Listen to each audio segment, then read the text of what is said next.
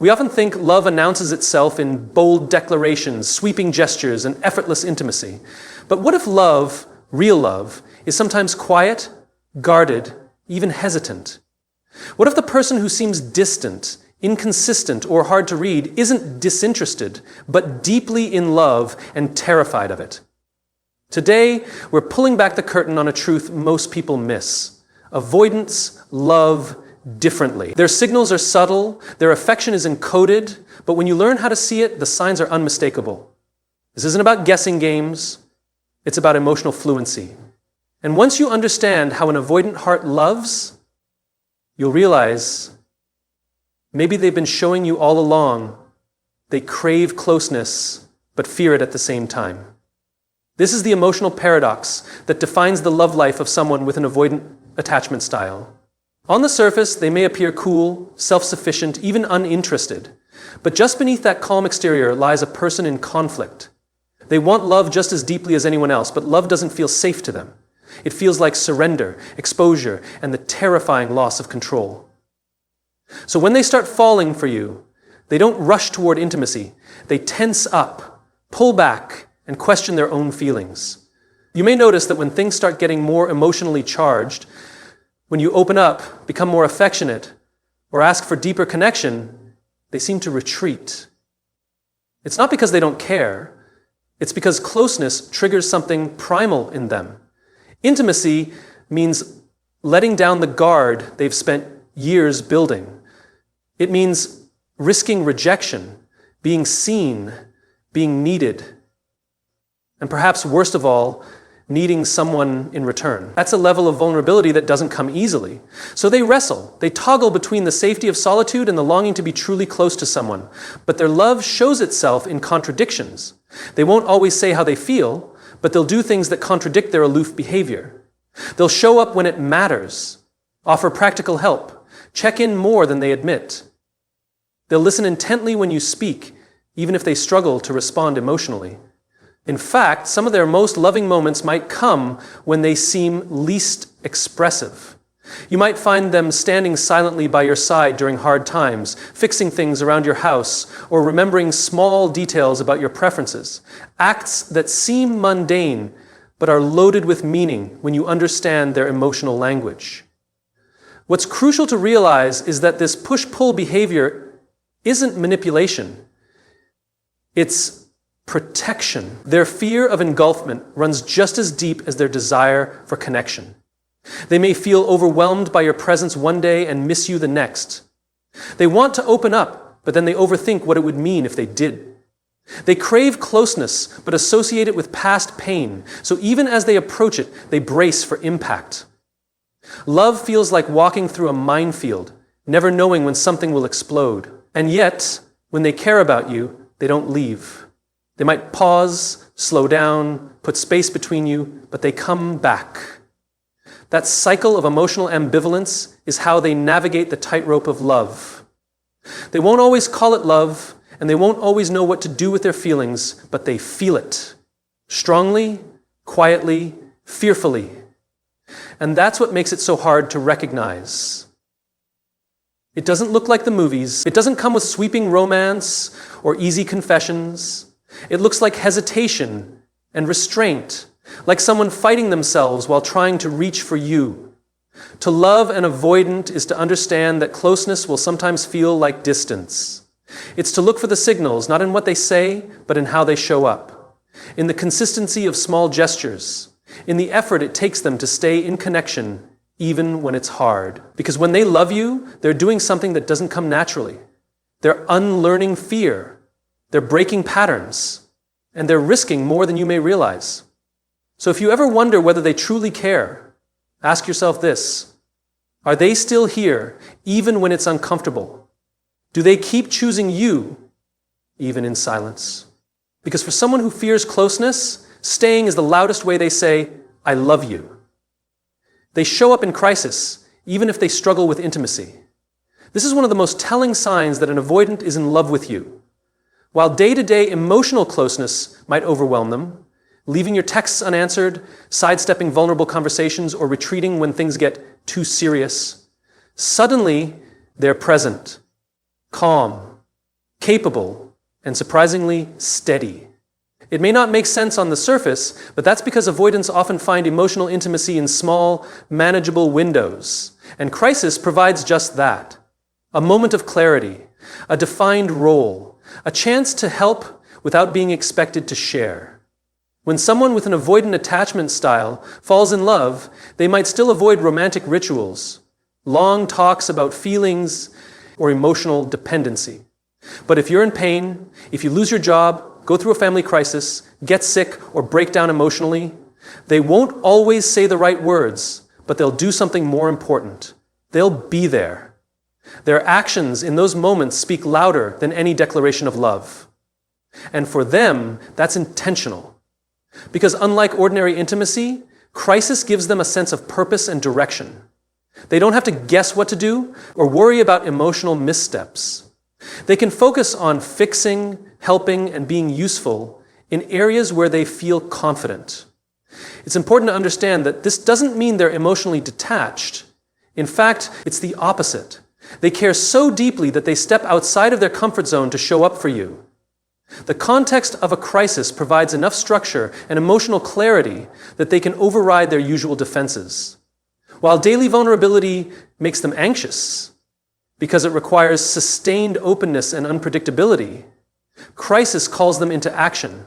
It allows them to express love in a way that feels safe and effective.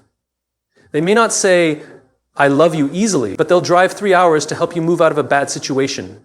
They may not coddle you after a long day, but they'll research solutions when you're struggling with a problem. They'll listen, even if they don't always know how to respond. And if you watch closely, you'll see the subtle panic in their eyes when you're hurting, and the quiet intensity in their efforts to make it better. That's not just concern, that's love, filtered through the only emotional language they know how to speak fluently, action over affection. They also feel more secure in moments of crisis because it doesn't require long-term vulnerability. They can be your rock today without having to promise they'll be emotionally available tomorrow. It allows them to control the depth and duration of their emotional exposure. But even if they don't stay in that emotional openness for long, the fact that they entered it at all, especially for you, is a major indicator of how much they care. What makes this confusing is that when the crisis is over, they may seem to go back to their avoidant ways, needing space, creating emotional distance, or shutting down again. But don't mistake that regression for indifference. Their nervous system is recalibrating from an intense emotional stretch. They're not withdrawing from you, they're retreating back into safety, trying to catch their breath from the emotional leap they just took. So if you ever wonder whether your avoidant partner really loves you, look at how they behave when you're struggling. Love for them isn't always soft or expressive. It's action-based, driven, and often hidden in the spaces where they feel most useful. Their way of showing up may be imperfect, but it's real.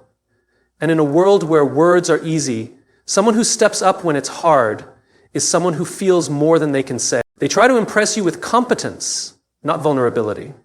This is one of the most misunderstood patterns in how avoidant individuals express love. While others might lead with emotional openness, affectionate words, or romantic gestures, the avoidant leads with what they know how to control: their skills, accomplishments, and reliability. Love, for them, doesn't begin with soft conversations about the heart. It begins with proving they're useful, competent, and capable of being needed. When they care about you, they want you to see their value, but not through emotional availability. They show it through what they can do, not what they can feel. This behavior can be easily misread. You might think they're trying to keep things surface level, or that they're not emotionally invested. But the truth is, they're offering what feels safest to them. Vulnerability to someone avoidant is like walking a tightrope without a net. It's uncertain, messy, and full of potential disappointment. But competence? That's a language they're fluent in. It allows them to participate in love while remaining in control of how much they're exposing. So instead of saying, "I love you," they might fix your broken laptop. Instead of opening up about their feelings, they'll drive you to the airport at 5. These aren't just tasks. They're quiet declarations. They often believe their worth is tied to their utility. Being helpful, impressive, or high-achieving makes them feel safe in a relationship because it doesn't require emotional exposure. So, when they're in love, they lean even more heavily into this strategy. They may talk about their work, their plans, or the things they've accomplished, not because they're arrogant, but because they're hoping you'll see that they're dependable, stable, and impressive enough to be chosen. Their competence is their offering. It's how they say, "I want to be good enough for you," without ever having to say the words. This is also why many avoidants do well in high-functioning roles, but struggle in emotionally intimate spaces. In love, they overcompensate with problem-solving and independence, believing that being needed is safer than being emotionally known. So they might step in to handle your stress, offer advice when you're venting, or try to fix things when you just want to be heard. It's not that they lack empathy. It's that they're wired to respond with solutions instead of feelings. Because for them, being competent earns love, while being vulnerable risks rejection. But underneath all of that doing is a longing they can't always articulate. They want to be known. They want to connect emotionally. They're just not sure how. So they revert to what they know, being helpful, being impressive, being capable. And when you start to notice the pattern, it becomes clear that every time they step in to help, they're actually trying to step closer to you. It may not look like romance in the traditional sense, but it's their version of it. They might not write love letters, but they'll remember how you like your coffee. They won't pour their heart out, but they'll research a solution to your problem and send it your way. They won't always be comfortable in the emotional spotlight, but they'll quietly be the one holding the fort when life gets hard. And all of this is their way of saying, "You matter to me, and I want to matter to you." So when you find yourself wondering whether they truly care, pay attention to what they do more than what they say. Love doesn't always come dressed in vulnerability. Sometimes it wears the quiet armor of competence. And when an avoidant person offers you that part of themselves, it's not because they're avoiding love. It's because they're offering it in the only way they've learned how. They withdraw, but not all the way. This is one of the most confusing and telling signs that an avoidant person is in love with you. Their instinct is to create space when emotions run high, when intimacy deepens, or when the fear of losing control starts to creep in. But unlike someone who's disinterested or emotionally unavailable in the truest sense, they never fully disappear. They pull back just enough to feel safe again, just enough to regulate the rising panic that closeness can trigger. Yet, they leave a thread connecting them to you. That thread may be subtle, but it's never severed. You may experience this as hot and cold behavior. One week, they're warm, curious, maybe even affectionate. The next, they're distant, hard to reach, vague in their replies, or less available emotionally. But if you zoom out, you'll notice something. They never fully exit the relationship. They orbit.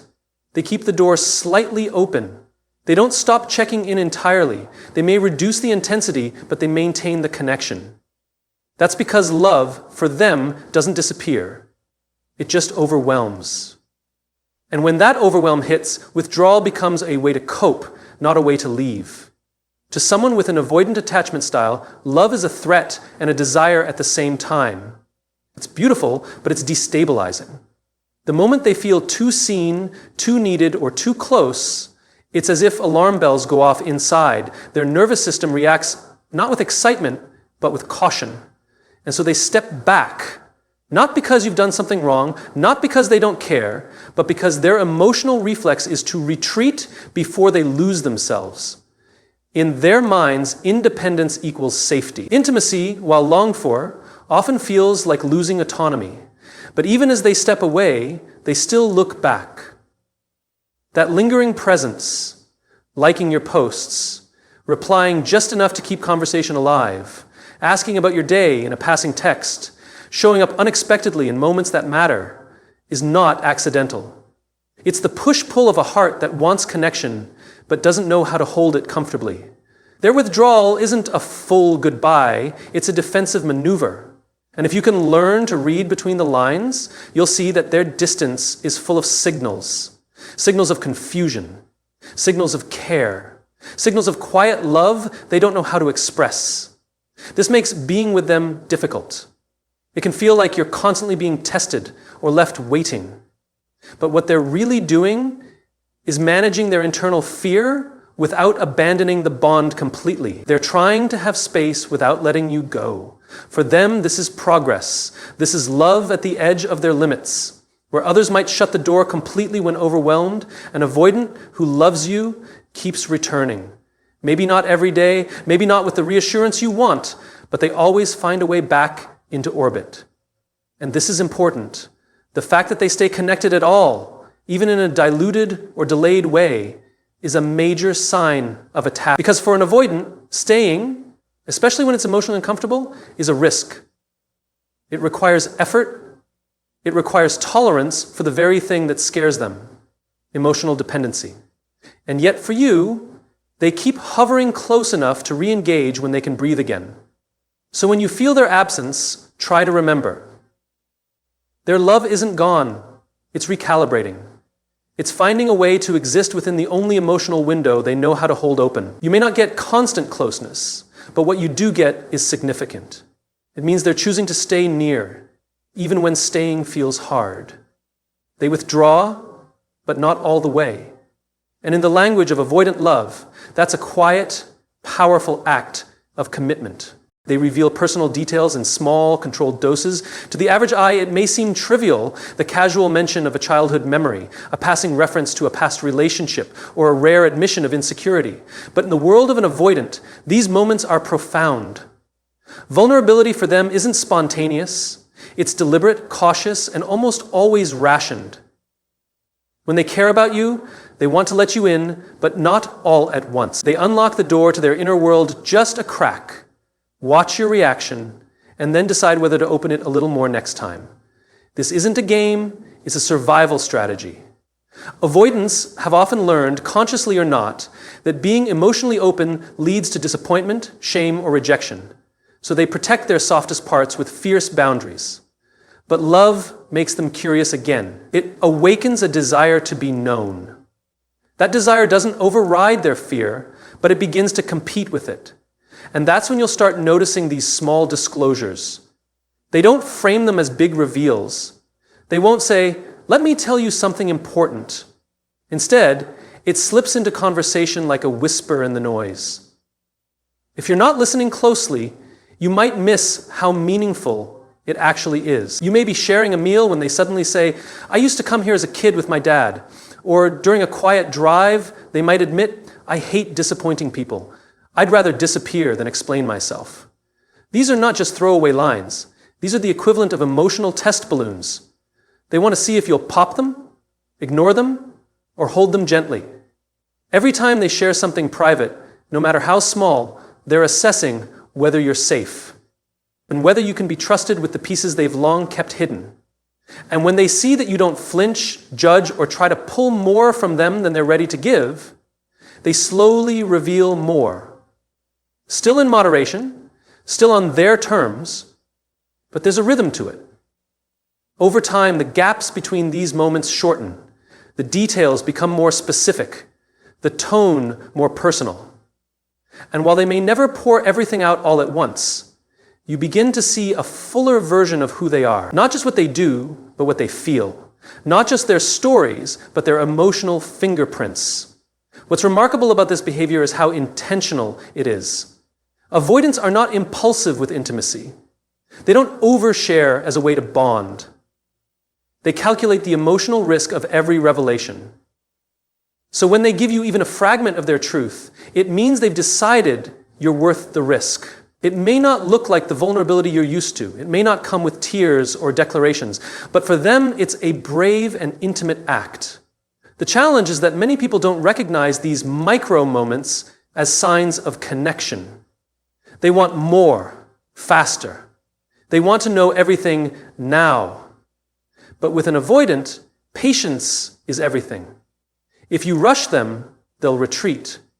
If you press for more than they're ready to share, they'll shut down. But if you honor the pace they're offering, if you listen without pressure and respond without judgment, they will keep coming back to you with more honesty, more emotion, more of themselves. So when you find yourself wondering where you stand, go back and remember the small things they've told you, the ones they never told anyone else. That's how you'll know. Because for someone avoidant, love isn't spoken in long confessions, it's whispered in fragments of truth, given piece by piece to someone they hope won't run when they finally open the door. They watch you more than they touch you. For someone with an avoidant attachment style, physical intimacy can be complicated, not because they don't desire closeness, but because touch represents a kind of vulnerability they struggle to fully lean into. Touch is spontaneous, open, and emotionally charged. It carries the weight of presence and the risk of being felt too deeply. So instead of reaching for your hand, they may study how you use yours. Instead of holding you, they observe how you carry yourself.